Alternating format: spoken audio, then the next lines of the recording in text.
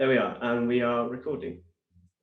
So yeah, one opinion I think, which is fairly commonly held, I think, among probably the public as well as AI researchers and maybe some practitioners, is that we're going very quickly in our advancement and applications of artificial intelligence, and that it's risky and we should put the brakes on to some degree. We should slow down. I'd be really interested to know what your opinion might be on that. Do you think that we need to put the brakes on? We definitely have to control the speed. I think we have seen what means to drive at supersonic speeds at Silicon Valley. And I think, if anything, Silicon Valley has gave us the perfect example of how not to move fast and break things. So on one hand, I agree that we need to pace ourselves and consider what does it mean for us to go in that direction, and reflect how do we want to proceed forward. But in the same time, we have enough at our disposal to actually start making real progress. And on one hand, it's good to separate the advancements in research that are still being piloted in research institutes or teams in tech companies, and probably less exciting application of AI that can make and are making big differences we speak in many different walks of lives. And the research will only continue to have its own path going forward, and it will probably be linked to a certain extent to how well AI will deliver in day-to-day life, because that's how we will generate more investment into future research. When it comes to what AI, how AI technology are being deployed in day-to-day life, I think we're only going to see an acceleration of it as a result of an acceleration of digital transformation. So before the pandemic, a lot of companies did not prioritize digital transformation. When I say digital transformation, I say digitizing their operation, meaning being able to have robust enterprise architecture systems for data collection, data processing, data storage. And whomever worked in the industry know well that from a technology perspective, a lot of the companies will have a bit of a messy wire and pipes when it comes to their technology, meaning a lot of legacy system built on top of each other like a scaffolding effect. And because of that, whenever you have, for example, a data breach or a cyber attack, it's very difficult to actually identify where is the leak coming from and how to fix it, because it's almost like trying to, instead of building a house from the scratch where you have control over your foundation and you know how to build the walls and how to build the all the other system, electricity and heating.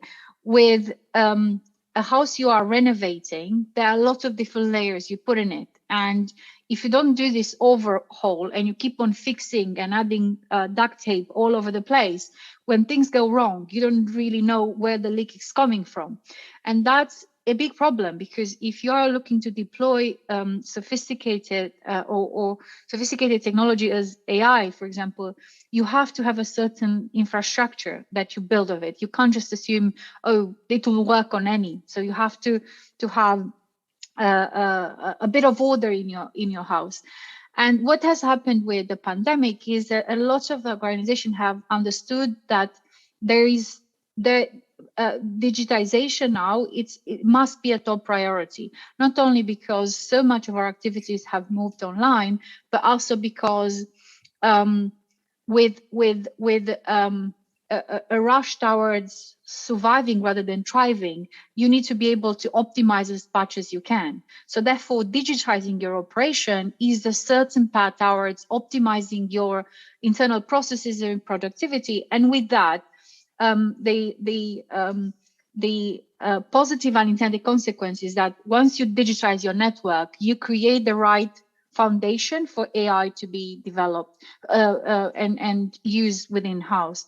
And I would separate the two, like the research on one hand and what happens in the industry, because in the industry is all about, is AI going to deliver this time around? Are we going to see some positive results? And if so, how can we then deploy it in a way that will ensure that we also manage the possible downsides? And from what I've seen and what we've seen from our clients, there was a lot of appetite to look at cases with low risk before we actually start delving into using AI in areas that we know still very little about. There's so many interesting threads to pull on in that answer. It's difficult to know where to begin, but there are lots of places to begin. Maybe before we go further, though, it'd be lovely for you to introduce yourself to any of our audience. So yeah, Maria, tell us a little about yourself and where you're working and your background and this sort of thing. Certainly, because I think my background and a current experience will make a lot of sense to my response to some of the prompts and new challenges. So I work for PwC UK. PwC is one of the big professional services company. We are all well known for our accounting and audit services, but on top of that, we provide many other types of services around advising our clients with various business issues, ranging from strategy, finance, people, and operation, change management, all the way down to technology. How do you build technology in a robust and responsible manner? How do you assure data? How do you build digital transformation in a way that provides support to your business rather than being a stopper? And I've been with PwC almost 8 years, and I'm part of the AI Center of Excellence. And in the Center of Excellence, I pioneer the responsible AI approach. And when I say pioneer responsible AI, is I'm saying that we also went through a process of internalizing what AI ethics means for us as a professional services company. And with that, what is responsible AI and what's our position in all this? We really needed to kind of set some boundaries and what's in scope for us when it comes to both AI as a set of technology, AI as a narrative, and with that, how do we do it in a safe and responsible manner? It's been 5 of probably the most exciting years in my career, and I had an interesting journey where I've continued to reinvent myself every few other years and move countries and jump from domain to domain.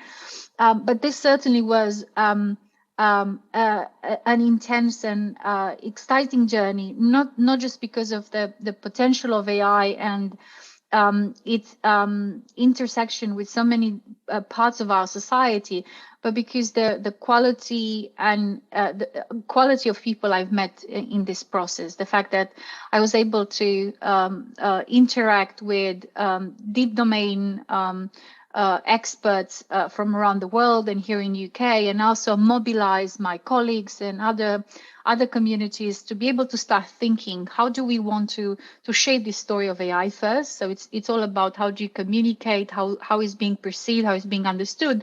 And then from there, how do we start educating those who make decisions, politicians, civil servants, business leaders, community activists, in order to make the right decisions when building and living with AI.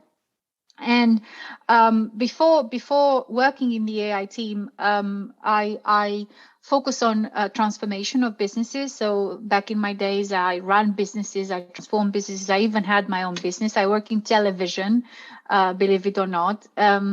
I had a fashion store back in my native country in Romania.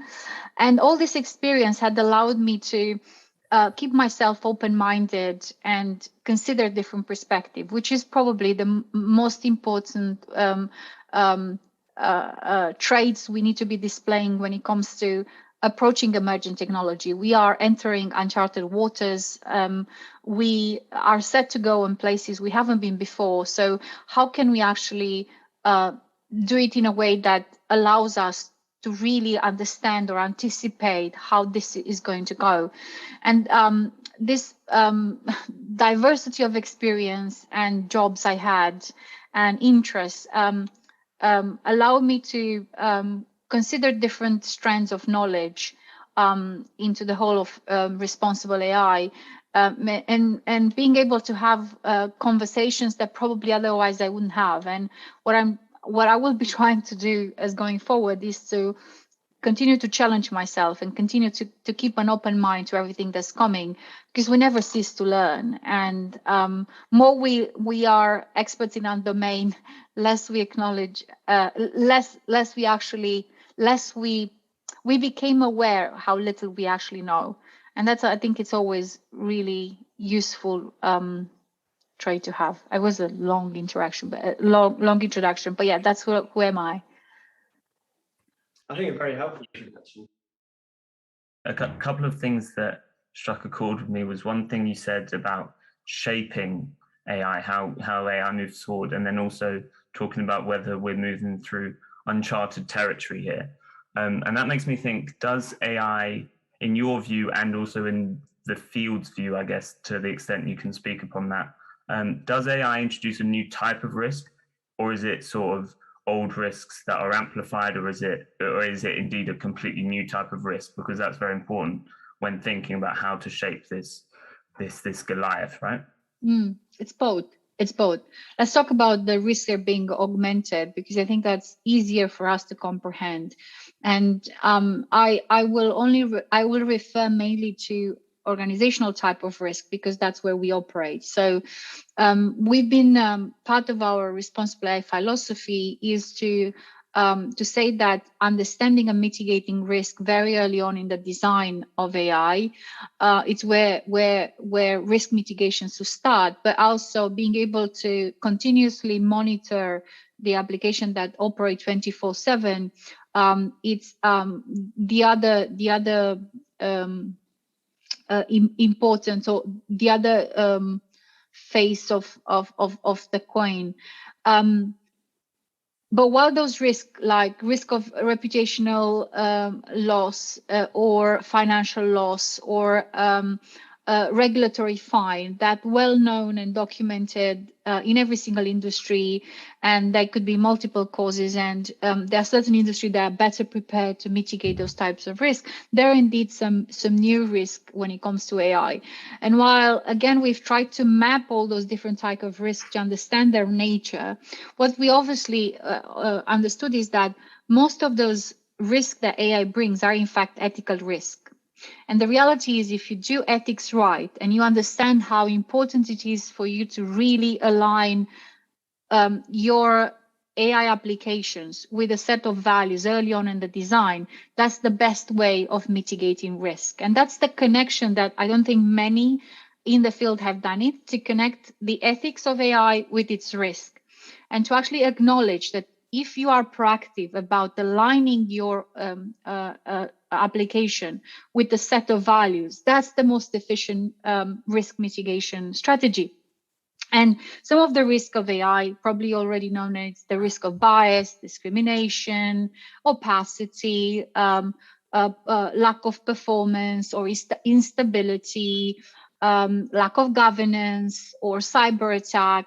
All those are new, and some of them are particular to the AI applications. But in the same time, mitigating it, it doesn't have to be something groundbreaking. Are actions that, if done correctly across the life cycle, not just one-off, gives you a better chance to be in control of all those risks. And obviously, those are risks at organizational level, but they are meta risk or risk at society level that have been much wider in the press than the menial so-called risks of AI, like the existential threat and what happens when AI achieves perfects itself to optimize the goal is being given, and it's not so much about the robots are going to take our jobs or going to kill us. Ultimately, AI are designed to optimize a goal, and better AI will have, better we optimize that goal. And if that goal is not really well defined, but I think we are very much into trouble. So this type of existential type of risk, it's where, a lot of my friends in academia are spending a lot of time thinking, what are those type of risks? How should we approach it? Is there, do we have any examples from recent history that are similar? And what are the lessons that we can learn? And how do we want to go forward? And what are the main policy recommendations we need to be thinking right now in order to prevent or downsize those big existential humanity-sized type of risks? Yeah, I think that what you said there about that artificial intelligence usually about optimizing some quite well-defined goal often is quite is quite different, I think, from how a lot of people in the general public think about what artificial intelligence is. Because the phrase artificial intelligence doesn't really give it away, because the idea of optimizing a single well-defined goal doesn't sound very intelligent. And we're certainly not the first to criticize that name, but I think it is something to hammer home, and it is something that you touched on as well. We're talking about the story of AI and the importance of that, particularly in business. If you're communicating, of course you want to mitigate risks, but you also need to let people know that you're mitigating risks, and let people know and try and communicate that to people. That must be a problem that's writ large in your work, I'd imagine.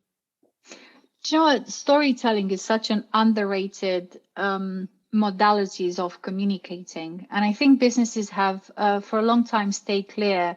I think you'll see a lot of storytelling in advertising and in marketing. That's why we had some campaigns that have become bigger and better than the brand itself. And one example is the famous meerkats from Compare the Market. I didn't even care about the website, but the story was so cute and funny. It's still on after 12 years. So that tells you something about the power of a story well told to engage and allow people to connect. And in fact, that's how we should be thinking about AI, and make this important distinction. AI is a set of technology, deep learning, machine learning, NLP, simulation, optimization, or name you, whatever technology we decide to put under that umbrella, and a narrative that tries to communicate about the potential of this technology, the potential at scale, the downsize and scale, and flag where there are areas of unintended consequences as a result of uncharted waters. And this narrative is something that we've seen a lot in the press in the last 5 years, right? There was so much being said about AI, and sometimes it wasn't portrayed in the right way. But hey, there were a lot of journalists that learn by doing this. They've learned what AI is, and then they learn to find a way to communicate it in the right way for the wider public. And I think we need both. We need both, not just a society level, as AI starts to being embedded in a lot of different areas of our lives, but also we need that narrative for politicians, for civil servants, for policymakers, because only by debating under this umbrella of a narrative, we will be able to uncover both the benefits and risk, and actually decide which area require more focus than others, than describing machine learning as in technical terms. So the narratives in a business level are not as sophisticated and so well thought through as they are when told to the public, but we're still trying to say a narrative that's closer to what is of interest for the audiences in organizations. So how do we need to frame AI for the employees, right? Will they have benefits? Will there be any dangers, right? With the jobs changing, how will more adoption of AI in various walks of life will change someone's jobs, and how will they expect to operate alongside AI, and how will AI augment the existing capabilities? That's one type of narrative, and that's the narrative for the customers and for clients. Is if AI start being used in optimizing various parts of the supply value chain, how do we use AI to increase value while we keep the cost a certain level? So all those narrative that probably, as I said, less exciting, is still make a lot of sense, as long as you understand your audience and you understand what the audience needs to know in relation to a technology that is still so little known, right? And the reason I became less of a detractor of the term artificial intelligence is that on one hand, we do have a set of technology extremely powerful, and we've seen for the good and the bad what it's capable of doing, especially at scale. The example of social media and everything that big tech companies are in the end. So we need to have a narrative and a label that will interest people, because as you said, Joe, if you say, oh, it's just a tool to optimize a goal, no one will pay attention. And we actually need as many people to pay attention, because what's at stake, it's so important. So using the term artificial intelligence is certainly one that will trigger a lot of attention from a lot of people, other than saying, oh, is it just an objective optimizing algorithm? That's really interesting what you're saying, actually, and the narratives. Yeah, it seems like that should really be a big part of how we shape this thing moving forward. It gets me thinking about, what do you think about the roles of different people in this thing? You know, there are the sort of technical specialists, there are the sort of non-technical specialists, and then there are the public, and each of them have their own role in trying to shape this AI to be, you know, useful for us, whatever that means in the future. Could you just comment about, what you view as the different roles there, and how they might actually help to move us into these uncharted territories? I love this question, because I think it always points to the fact that we need to develop a different mindset when it comes to creating technology, which is co-creating. And in co-creating, you bring different stakeholders together with a shared interest. And if that shared interest is supporting the flourishing of more with this powerful technology, then we are all on the same page. And ultimately, that should be the goal of AI done well, AI done ethically, is to help humanity flourish. And in order to do this, there are several blockers. On one hand, and I'll put the politics and geopolitics aside, because they always turn out to mess things massively rather than help it out, is to say that this is the first time when we are confronted with this type of a society-wide need to come together, right? Maybe there were other examples in the past, especially after the big wars or big revolution, when there was a cross-society type of approach of consultation of coming together to determine how things should look like in the future. Maybe it was the case with European Union or after the Second World War. But what we're having right now, it's both an opportunity and a challenge. Is how do you bring citizens with civil society? I mean, you might say that citizens, civil society, and the government, they should have a way of working together, because that's at the core of democracy. But how, in the same time, you bring academia and business? And we know academia and business, they don't have the best relationship. there's a bit of a love-hate romance in there as well. So how do you bring all different groups together and understand what are the needs for each of different groups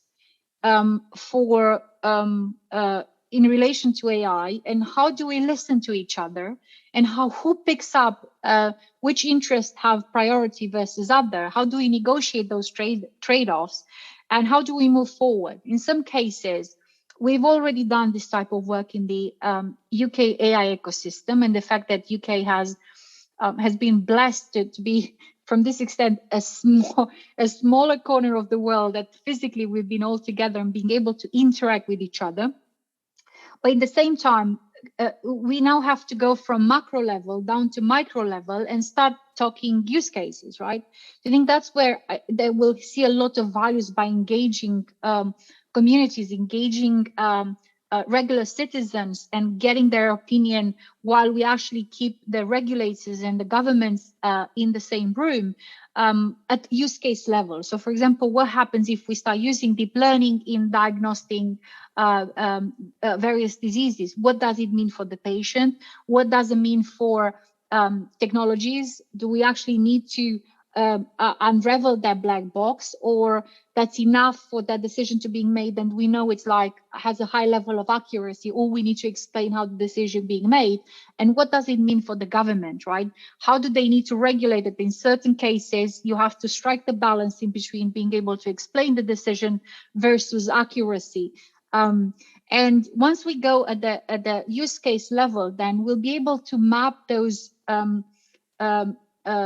group objectives and motivations, but also benefits and risks. So it's like always, we should cultivate the macro level this attitude towards collaboration and inclusion. So let's move from the diversity narrative into inclusion, which means everyone should have an equal opportunity to speak and contribute to a matter that is of their interest, but at the same time being able to come from macro level to examples and applications that will give us an indication of how should we approach it. And from there, from micro level, we can then go back into macro level and say, if we aggregate this and we're looking at AI in healthcare, more likely this is how we should be thinking to regulator or incentivize the applications or support startups to innovate in this field. But only by doing this migration, macro, micro, and then from micro, macro back, we'll be able to understand the dynamics and being able to play to see if it's being done in a corner, what does it mean? But if we start having more applications of this and they become like a certain size in society, then what will be the challenges and how do we need to go about it? Yeah, what you're saying about the macro to micro and then micro to macro is a really good point, I think. And do you think, this is kind of a quick question, I guess, but is that happening at the moment? Is it to what extent are we succeeding in that right now, or is it something that needs to be done way more than it is at the moment? It is happening, but I don't think that was this came naturally, and it was something as planned. And I'm saying this because I think I was being part of the AI UK community. I was able to be in the middle of it, but also being able to take a step back and observe it. So it happens because we went macro. We realized, oh yes, this is big. We need all of us to get involved. But then, hey, not everyone has the same opinion or the same knowledge about certain subjects. Then, okay, let's try to do some pilots at more micro level to understand those concerns. And there've been initiatives that were organized by or coordinated by Alan Turing with Tech UK and ICO, for example, a project called Explain AI, where they run consultation, public and patient consultation across the country to understand patient perspectives, a doctor's perspective of what happens if you, for example, deploy a deep learning algorithm in diagnosing cancer. And from that, actually, being able to say, if we are now looking to deploy this type of application in other fields in medicines, what sort of a role ICO will be playing, what are the gaps that exist, and how do we define a set of best principles to start with to go about with this precision. So it does happen, but it's more of a I would say it's a natural progression rather than something that was planned. But it looks like the right thing to do. And if you think about it, when you are trying to do anything in life, and you guys know everything in life is project management. You start in project management with a big plan on a paper, and then you start dissecting it, and you go stream by stream, and you don't execute this stream by stream, but you also go back to the plan and you say, this is what I have done in this corner will impact the rest of the plan. So I think we always, even if we don't not necessarily think about it, we do this zoom in, zoom out many times in our work, just to be able to get that perspective, to understand what happens when I'm in the middle of the context and what happens when I'm out of the context and I'm out of the box and looking how well I've done this work and where do I want to go next. That's I definitely resonates with me, the everything is project management and the scale at which you look at things, zooming in and out. It's constantly what your work is. But it sounds like you have quite an optimistic view of how things are going. If that's the general picture, that this naturally evolved and there is this zooming in and zooming out, are there elements of it which you think are not working well? Like what's is it moving fast enough in this way? Is it just the case that you were talking about getting the right story and getting people? You said it was really important that lots of people paid attention to this and took it seriously. So do you feel that this process of zooming in and zooming out, piloting small projects, is it going fast enough? Is that an issue? Or I think this is going fast enough, but what makes me to be less than optimist is what I said earlier about politics and geopolitics. I think that's ultimately the one thing that screw everything over. It's the fact that the world is organized in power clusters, in power structures, and every single period in history have been influenced by assessment, reassessment, and strengthening of those power structures. And it is the same now from an expertise perspective, an expert perspective. I think we can build, and there is a lot of consensus on what needs to be done, but what needs to be done will clash and is already clashing with these power structures.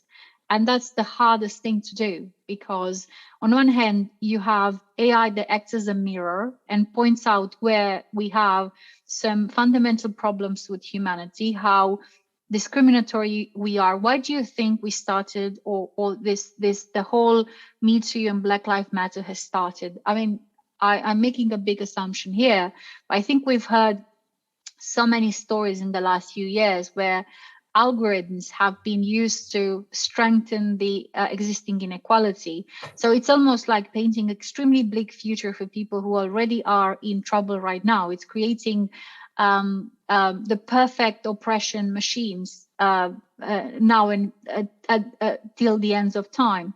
So suddenly we have this tool that acts as a mirror and points out this is how bad we are, humanity.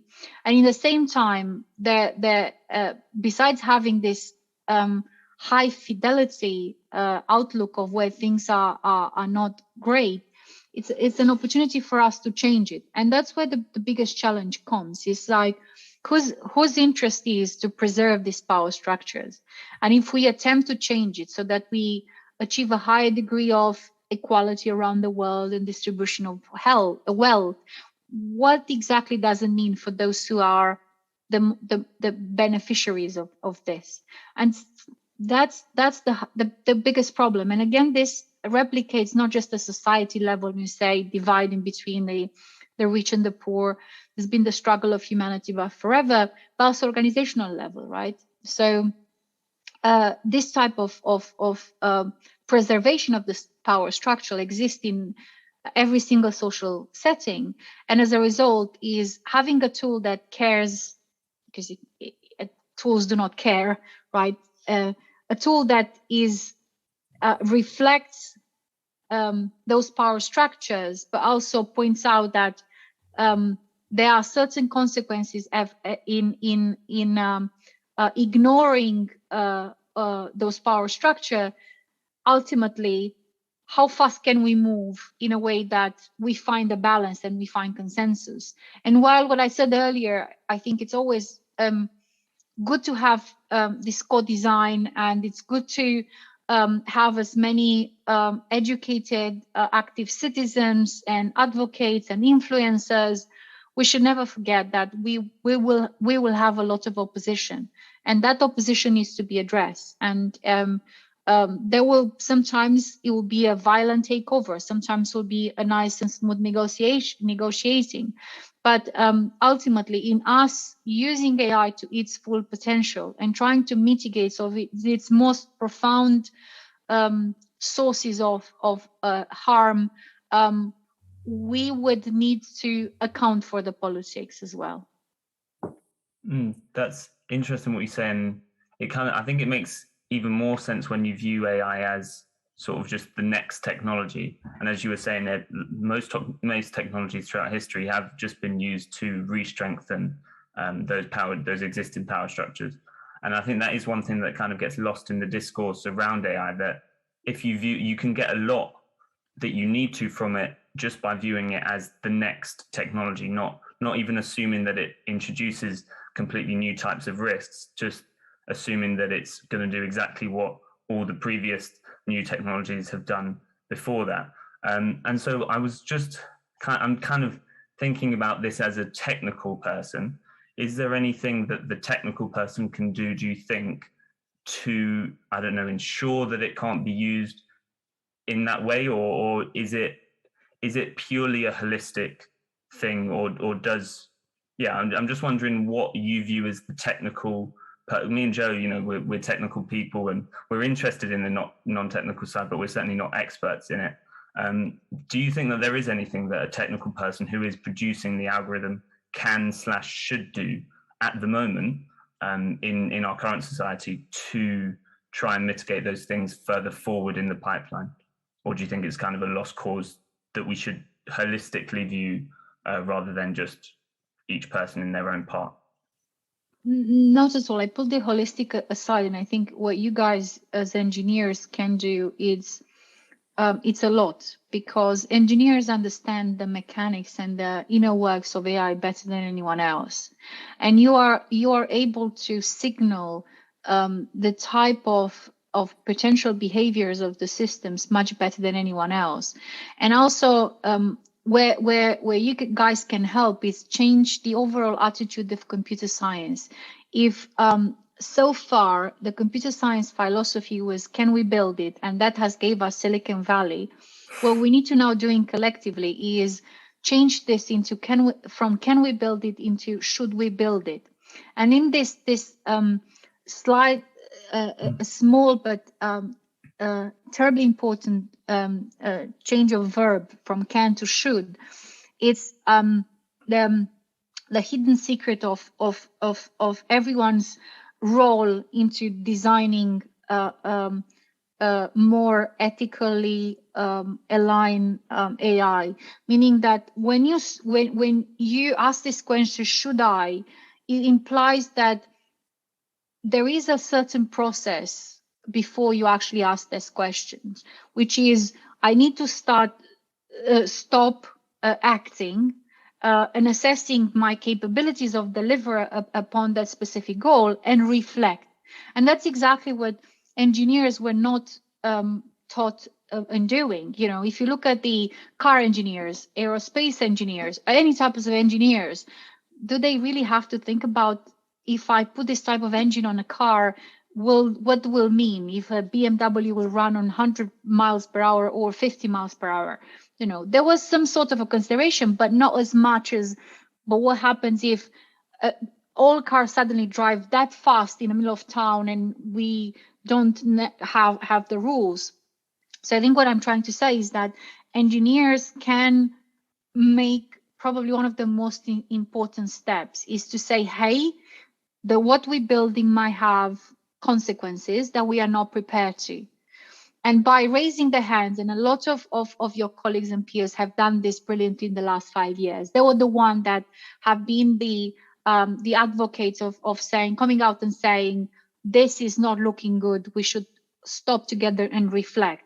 The second track, because there are only few people that will have both the courage and the position and the context to do this, and I'm talking of people like Cathy O'Neill or Tim Gebru or many others that have actually raised these concerns early on, is to say the rest of the machine learning engineers that, as I said, might not be in that position to say, hey, I really want to do this differently. If I were to think of myself as having the same duty of care as the doctors, right? Ultimately, when you process personal data, it's not just number, those numbers reflect people's life. And the way you model those numbers can ultimately impact profoundly over the period of their lives and the future and the lives of those people, children. And therefore, you need to be approaching this modeling with the same duty of care as the doctors, because we're talking about people's life. And that's, to me, the two big things that your profession can do. One, saying, hey, we acknowledge that this is new and it's our shared responsibility to do it. We should not do it alone. We should all co-create an ecosystem similar to what we have in aviation, in medicines, where it's not only left to on the shoulders of the doctors, but it's a whole support system that provides for care support for individual patients. So how can we build something similar in the AI world, where the engineers, seen here like the doctors, can raise their concerns and work with others to develop ways of addressing those concerns? The second bit, which I think is equally important, it's start thinking about those implications, right? Looking at impact. So if you are narrowing down and say, what's the level of impact we have on children? So if Alexa developers would have thought in the past that Alexa will more likely cohabitate in the same space with children, maybe they will be think about it. Oh, but we are building some machines that will ultimately educate our children. How happy are we about that?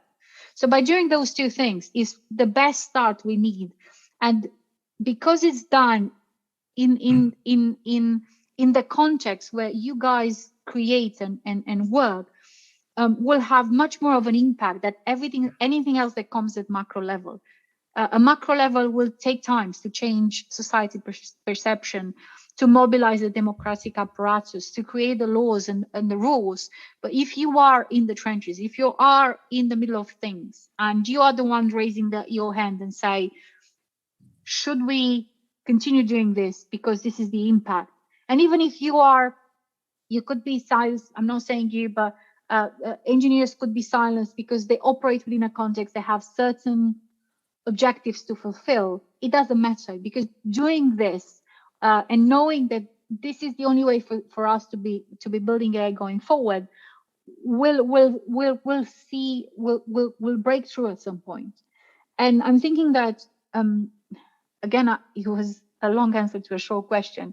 I think it's good to go hybrid. It's good to go empower people in the field to stand up and speak, but also, raise their voice, influence the narrative at society level, so that also society collectively comes and creates the right rules for AI to be developed in this way.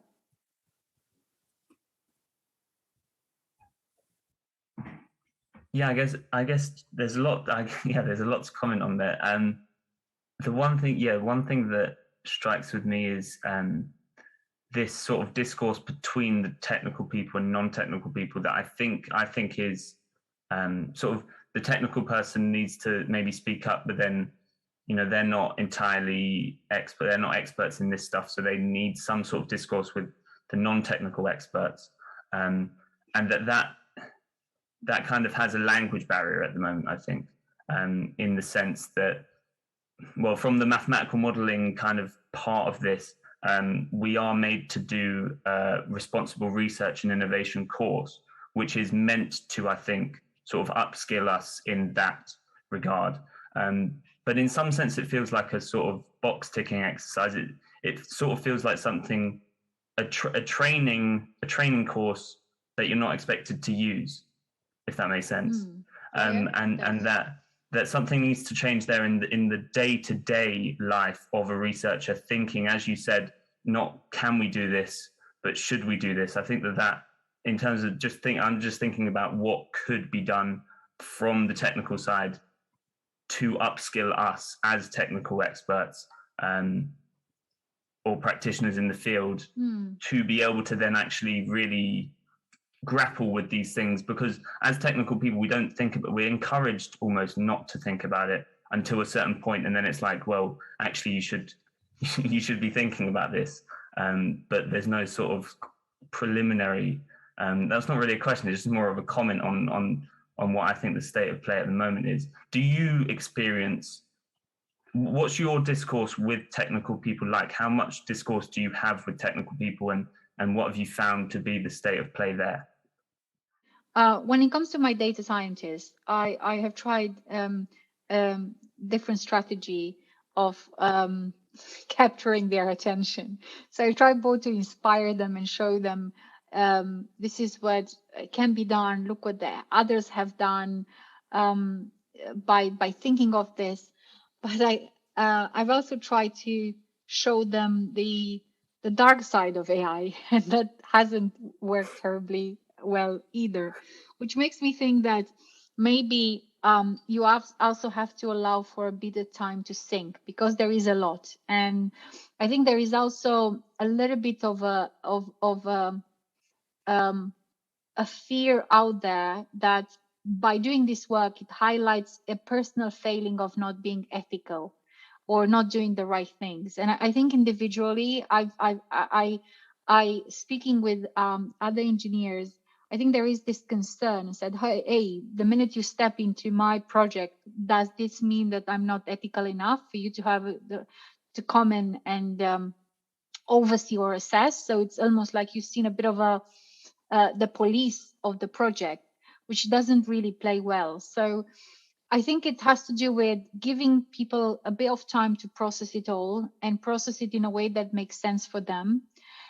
Secondly, being able to point to sound technical resources that exist, and there are plenty of open source now tools coming from likes of Microsoft and Google that will allow the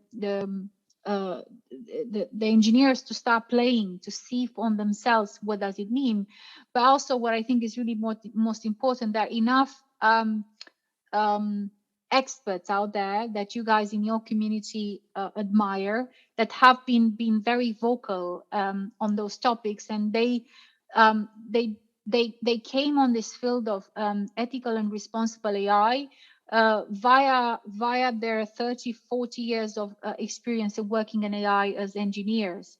And what they are saying is exactly what all of us are saying right now. There are certain implications that we need to be considered. And the only way to do it is if we all contribute. And yes, it's a problem of language, but hey, I'm not a technologist and I feel intimidated with the sophistication of deep learning. And I don't have to get it, that's not the point. What we have to be doing together is continue the dialogue until we get enough understanding from our point of view and being able to feed our expertise on the other side. And that only happens if there is an openness on both sides for that process. And sometimes some of the sides, let's say social scientists, will be better trained, and they will, because of the nature of the work, they might be better suitable to lead on this. But we also have to have patience with each other, because at the moment there is a little bit of friction in between various domain expertise in the AI field. The technical domain to be considered the ultimate domain, and everything else matters less. And having this, and I would say bluntly, type of arrogance doesn't help anyone. I think we have to come to a point to acknowledge that there's different type of expertise that are required, and by considering some of the disciplines more superior than others, it's not the right attitude. We need to have the humility to come together and see this as a team effort rather than someone's chance to become, I don't know, the next, no, Mark Zuckerberg, whatever celebrity in the field they want to be. It's not about that, and there's always room for that to happen. But for the vast majority of us, it's a team exercise, and we need to do a better job in allowing other disciplines and respecting other types of expertise when they enter the room. And that's something I wouldn't. There's not going to be a soft blow. I would like to see more from the technical domain experts, a bit more respect for people like myself who are outsider. At the moment, I'm sorry to say, but it's not quite there yet. I think it's a really difficult and interesting problem, that. And I think that it has quite a lot to do with coming to understand what each of you doesn't need to know about the other's discipline in order to be helpful. I mean, we were talking before about how much of artificial intelligence introduces new risks, as opposed to how much of it is maybe different magnitudes and slightly different profiles of risk, but actually relatively similar to risks in other ventures. I mean, just automated processes in general, in computing and algorithms in general, can be used in many of the same problematic ways as artificial intelligent algorithms, which are their own thing. And it's in appreciating what the other person doesn't need to know about your field, as well as appreciating that you don't need to know everything about the other person's field in order to have a good conversation. Now, of course, to have a good conversation, it isn't. You still need to figure out how to have a conversation, though, and that is difficult. Like it's not just enough to appreciate that. Okay, I don't need to know everything about yours, and you don't need to know everything about mine. You do need to know some, and you need to figure out what the correct kind of interface is between the two. What's the story that you can tell about artificial intelligence, which makes it understandable in a fairly small, in a small enough package that gets the important points across, that it can then be communicated to people who aren't experts in the field, and similarly the other way around. You know, if there are people talking about how to interface with regulatory systems to do with artificial intelligence, you need to let them know that they don't need to have a law degree, but they do need to understand these aspects of it, and that it can't just be as simple as this thing. And do you see what I mean? And so that learning how to have those conversations is can be difficult, but yes, doesn't require you to learn everything about the other person's field. I think that's, at first it can be difficult, but I think if you just listen and have the humility to listen actively, you get into a very good place. That's what has happened in the AI community here in UK.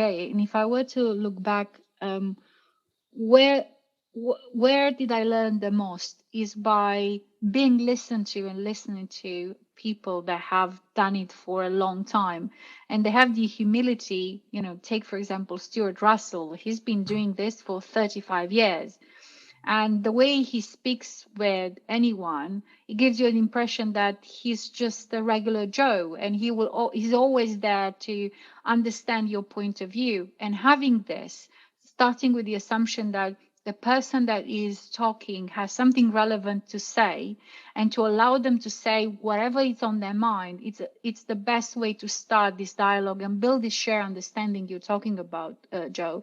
Because ultimately, until you practice it, and that's valid for anything in life, not just building responsible AI, you start with the best premises. You open the door for someone to feel safe, heard, and acknowledged.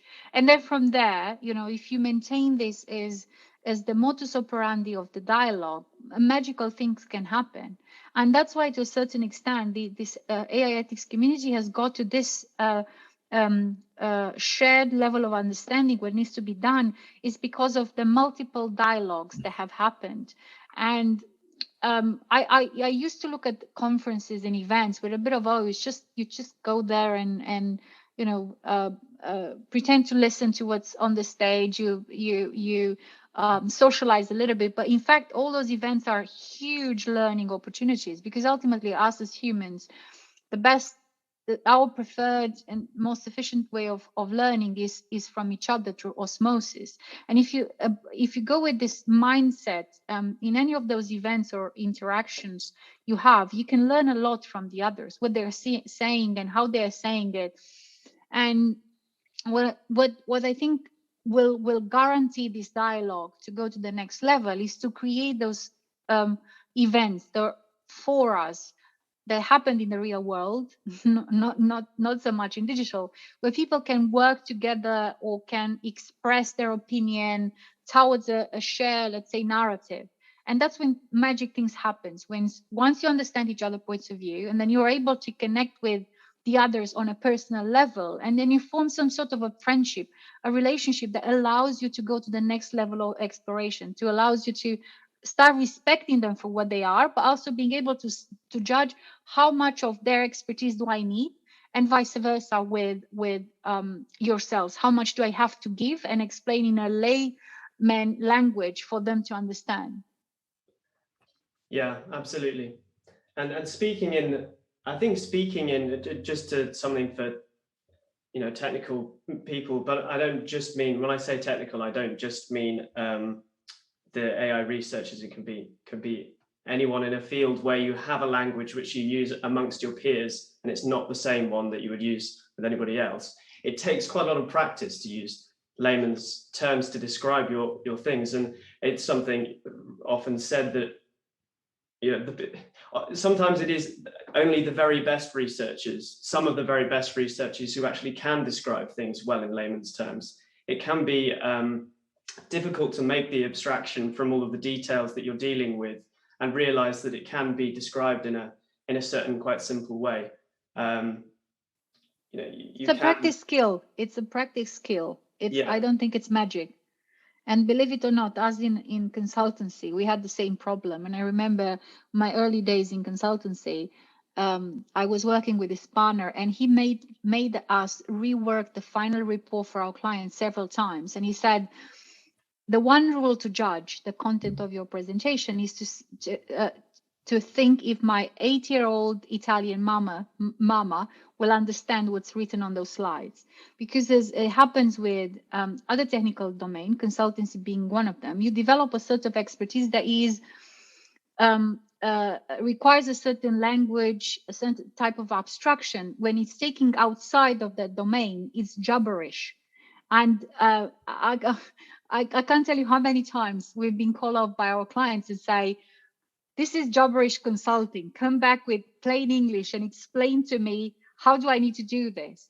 And I think that was the first time when actually I started to reflect on, am I speaking Klingonian for those people, and how do I express it in English so that it makes sense and for them to be able to make action? So it's a skill we need to learn if we want, of course, to go out there and communicate with audiences. Yeah, absolutely. Practice is key.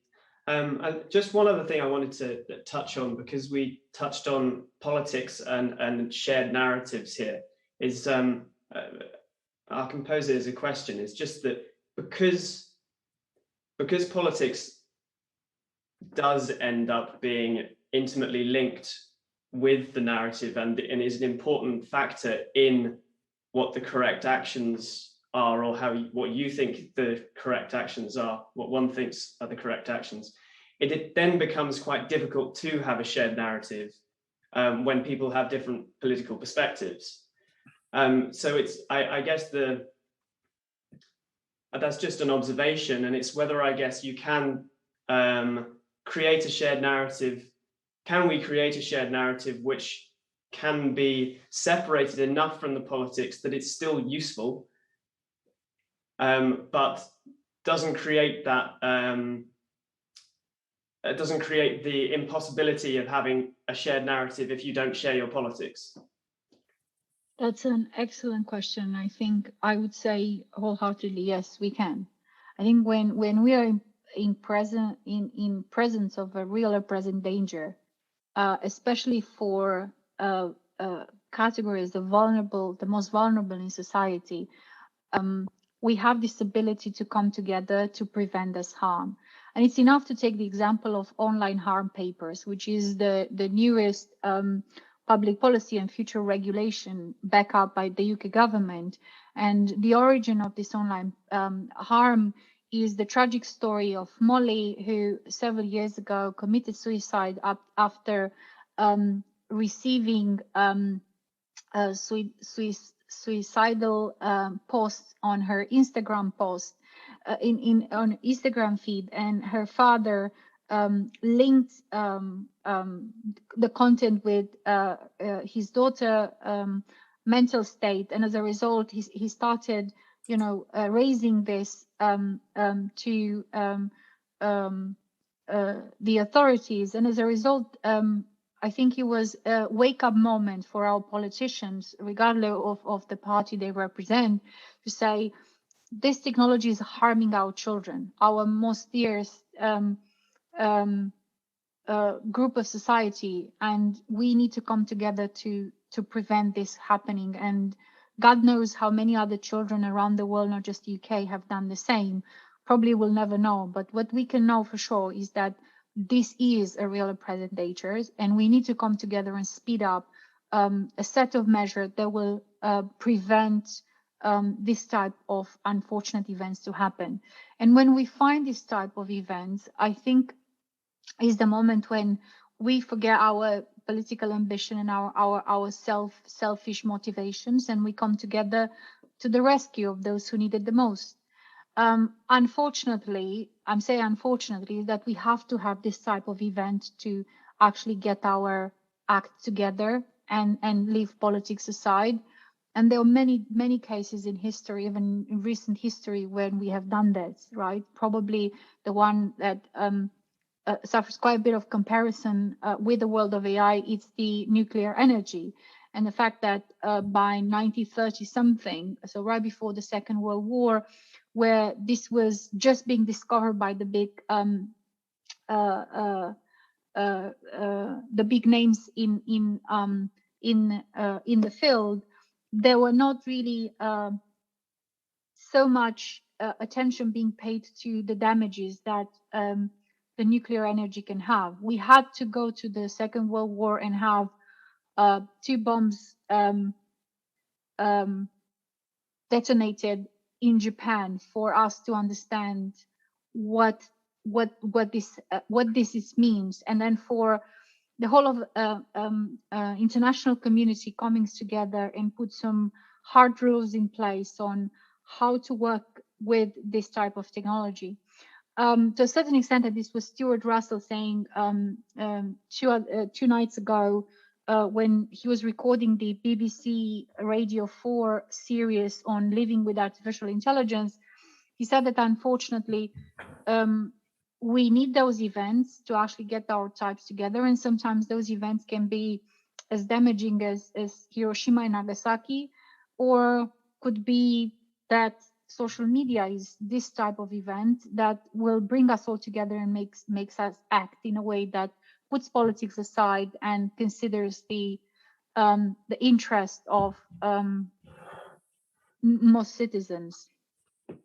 I think that's a really pertinent point, actually, and perhaps we're coming towards something like that with climate change as well, as an example of something that we should be sort of forgetting the politics of. You can't necessarily always do that, and try to form a common language and move forward. Maybe just since we're coming towards the end of time, maybe we should just comment on what are the immediate steps from now that you would like to see in order to ensure that this thing moves in the correct direction, as opposed to producing more and more problems. Just maybe from the technical side, I would certainly say that it would be nice for there to be more training and more sort of day-to-day encouragement for technical researchers to be thinking about these problems. And that's something that certainly I don't think maths or computer science has done well enough, is doing well enough at the moment, and has done well enough in the past. So that would be nice from my point of view to see. Maybe you could just comment about what you would like to see immediately to mitigate these problems that we've been speaking about. raise your voice, right? We live in the age of influencers. It's a bit crazy to look at what the K family, I'm not even naming them, have become and how much of a following they have. So we live in the world of influencers. Why not being an influencer and making the changes in this space? And there are a lot of positive precedents you can build. So many pioneers in the field that speak against the practices of their own companies, organizations, and raise awareness. Others that have written book as a result of their investigation and use of algorithms. It's just about raising your voice and learning to be an influencer, not on social media and posing filtered photos, but actually making a difference in the world. And I think this is something we should be teaching in schools. Is piggybacking on this influencer trend, but to influence for a positive change in real life. And how do you become a pioneer? How do you become an activist? How do you raise your voice? How you stand up for what you think is right? How do you apply the right amount of pressure without being, as you've seen a lot of activism now, before canceling anyone else? How do you apply enough pressure to create the change that you think is right? And it's not just you, but there are others out there. How do you connect with those who think that that's the right thing to do? And to me, if we have more of those type of influencers, active citizens that can make a difference in their own corner of the universe, I think we have the best chance ever to get AI right. When I say get AI right, is being able to create a vision for a good life with artificial intelligence. Okay, yeah, I think that nicely wraps up, and we're 3 minutes before time, so that's perfect. Thank you for joining us. From my point of view, from Joe's point of view, it's been, for me, certainly it's been really, really interesting discussion, and I think we've hit some things that we wouldn't be able to hit just me and Joe talking from the technical side. So I think that we've sort of been a prototype of this thing that we are talking about what you gain from speaking to someone on the other side of the equation, and bringing new things from both parties. So thank you for joining us. Yeah, thank you very much, Maria. Second everything that Ian says. Yeah, been really interesting. Really enjoyed it. Thank you very much. Thank you for having me. Great questions, by the way. So. Thank you.